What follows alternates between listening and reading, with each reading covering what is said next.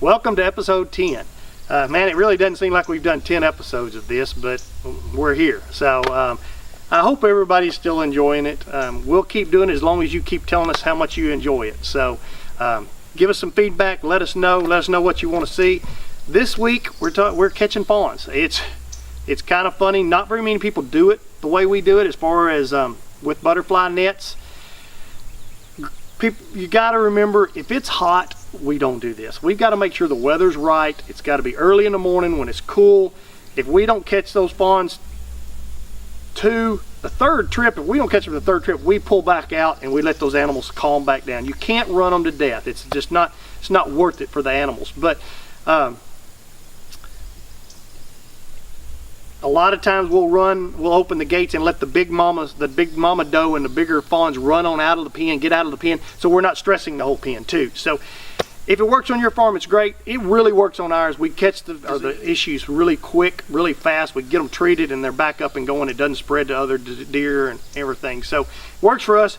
It's pretty funny. We've definitely had some more funny, or some funnier issues and fawns we caught, but we tried to show you a little bit of what we do. Enjoy. We're out here today because we got a couple fawns that have gotten what they call fusobacteria. It's a bacteria that they get in their jaw from whenever they start eating on the ground and everything, eating grass and stuff like that. It makes a little cut inside of their jaw. A lot of times they'll get this bacteria in there. It's naturally occurring in their body. It causes a little bit of an infection, it causes their jaw to swell. If you don't catch it early, it'll get to quite to be a pretty good pus pocket. But needless to say, we caught it early. They're two real small. You can't hardly tell it much of a difference in it, but we've seen it so much that we know what's kind of going on. So we're going to kind of show you what we do. We're one of the only places that does this, from what we understand. We got our big butterfly nets, and we laugh about this every time. We've always joked about making a video. Well, we're going to do it now. We're going to show you how we kind of catch these things so we can treat them when they're younger like this. So stay tuned. And you need to be videoing now. I got it back on.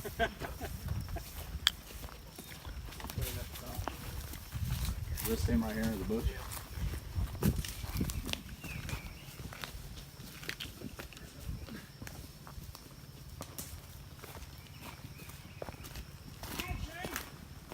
Where are you going with him? To the top.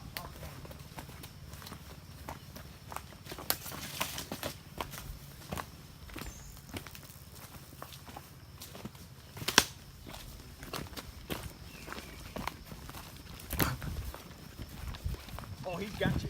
He's got you. He's got you guys. And there he goes. This is good. This is better than I thought. I thought I had him. You guys let me down. Really let me down there. Daddy ain't raised no Usain Bolt. I was gonna get him. Had medicine in my hands, you know. I like to say I have more pork than horsepower. I'm good out of the gate, but I ain't got shit for stamina. That's him right there, ain't it, guys? Yeah. Hey, look, I'm on him. Yeah. This is very nice. Where's that? Right here. Yeah, he's right there about a few. Let the moms out. Did they come up the fence? No, he's coming over. Look in there, right here.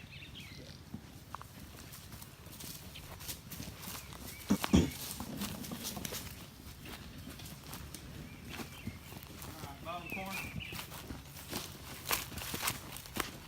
Down the fence, Shane. Jacob, get on that fence. Yep, here he comes. Are you down? Take him down. Coming up. No, he's going back behind the cedar there. Going to the corner.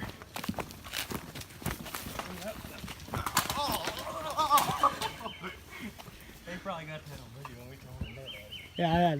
Well, I messed that one up. I could have had him right there. My net was all combobulated. That son of a bitch here's got us beat. We can edit this, right? Exactly what's gonna happen.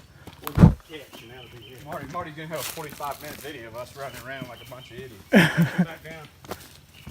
Yeah, go ahead and circle That's around him? it. Yeah. Danny, grab the center. Coming.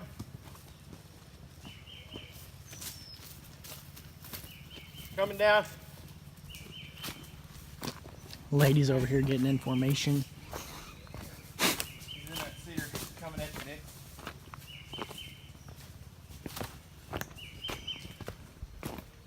Coming back at you, Jay.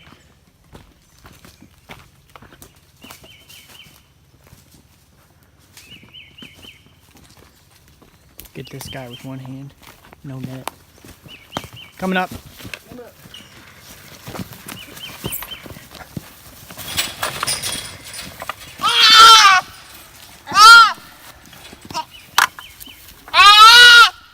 And that's how you do that. Give you a Well, little he's got a little bit of bump jaw here on his right side. It ain't too bad. It looks like left side maybe a little bit, but it ain't much. And you can't. It's hard to tell without a trained eye, but he does have a little bit of right in here. So.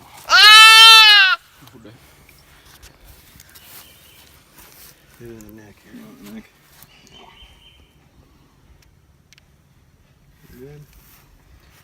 We're gonna give him some probiotic. After giving an antibiotic like that, it's always helped to keep their gut working properly.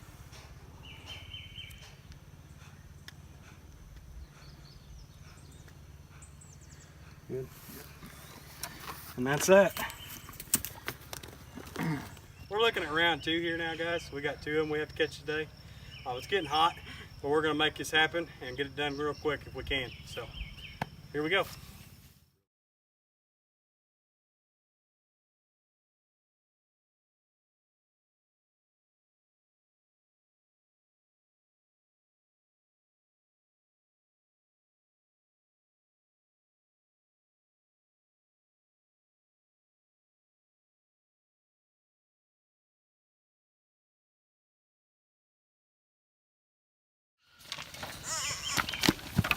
We've got some medicine.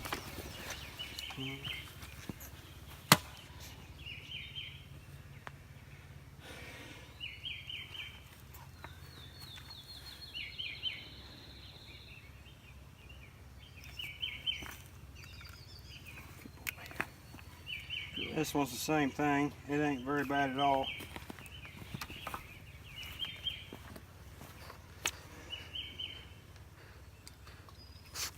And there we go. Alright guys, welcome back. Today we are in one of the pens. We're in our doe pen here. We had one that unfortunately had stillborns. With that, we're scared of an infection. So you can see I got the dart gun. We're going to try to give her a dart of some antibiotic to get ahead of the infection and make sure that everything goes well. This dart gun here is the Dan Inject. I think there's only a couple brands. This is a CO2 driven one. We have a cartridge driven dart gun as well, but it doesn't do as well. It causes a lot more trauma. So I'm going to put our new CO2 in there.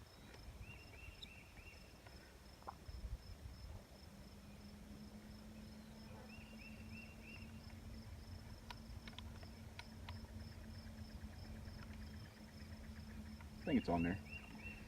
Then I'm going to go to the back and I'm going to put our dart of antibiotic in there. The new darts that we have, we're using a disposable dart. I forget who makes them now, but these ones here, if we turn our gun upside down, they'll fall out the end. So we're going to try to avoid that. We're going to walk down in the pen, locate the deer, and we're going to try to get the shot on video. I've been shooting all my life, but it's a different game. We'll see what we can do.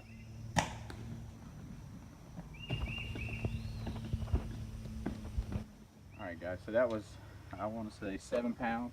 She's a little farther than what we'd normally like, but she's been darted before, so she was kind of spooky. But we got a good hit in her. We collected the dart, we'll throw that away, and all is well in the deer world. Guys, this is a mother that we have here at the ranch, and she's feeding 3 fawns right there, taking care of them. Not all of them are hers. As you can tell, she kind of stepped away now, but she just got done feeding them and taking care of all 3 of them, and not all of them are hers. That just shows that they are community mothers, and that they and that they will take care of multiple fawns. I've seen up to 8 fawns around a doe and her taking care of all of them. Of course they can't feed 8 fawns, but they can feed up to 4 at a time, and they do very well, even taking care of multiple fawns like that. When they first start out, they only take care of their own, but and occasionally they'll take care of another ones if they're born at the same time. But most of the time they'll take care of, once they get to that 4 or 5 week old age, they'll start taking care of the other fawns too in the pen. So because her fawns will even start eating off the other moms and stuff like that. So just a little bit of information for y'all that we thought you might find interesting.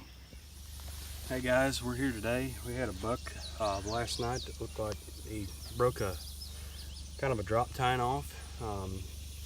This deer had it hanging, kind of bothering him, kind of worried about flies, so we knocked him down to get it taken care of. And you see we put a zip tie around it. That's to help cut the blood flow off to this area, so that way he doesn't bleed out as bad. And then we use a screw worm spray that you can just get at your local MFA, that we just kind of keep the flies off. And that should keep the flies off of it to where he doesn't have any problems. We went ahead and gave him an antibiotic because of this brain broke open and blood going through it. We didn't want it to cause a bloodstream infection. And but other than that, he looks good. He got some dewormer, but everything else looks real good. His hooves, he's got a little bit of a problem with his hooves, but we trimmed his hooves this past February, March. He had a crack in it, and then you can see it kind of has growed out a little bit. This shouldn't be a problem with what we got there, but everything else looks pretty good. He's still got a little bit of a crack in that one, but it's growed out. It'll be no problem there too. So we're gonna get him woke back up. We'll show you kind of how we do that, because we do it a little different than everybody else. And we like to keep their heads uphill, just so that way if they do aspirate at all, it keeps it right down in the stomach and doesn't cause any problems. But we'll show you how we kind of do the reversal now.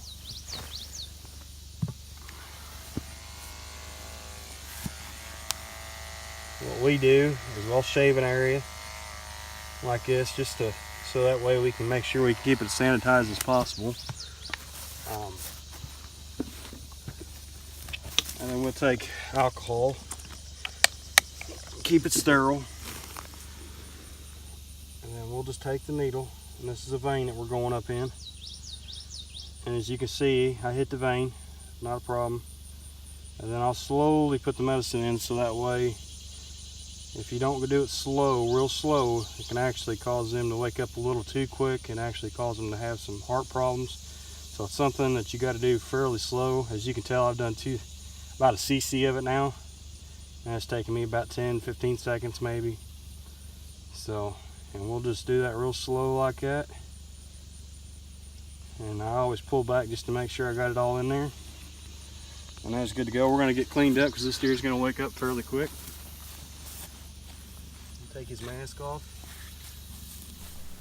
Hope you enjoyed the show. Next week we're going to break it down for you, show you some of these fawns that we caught, putting IVs on them, show them different medications that we use. So we'll see you next week.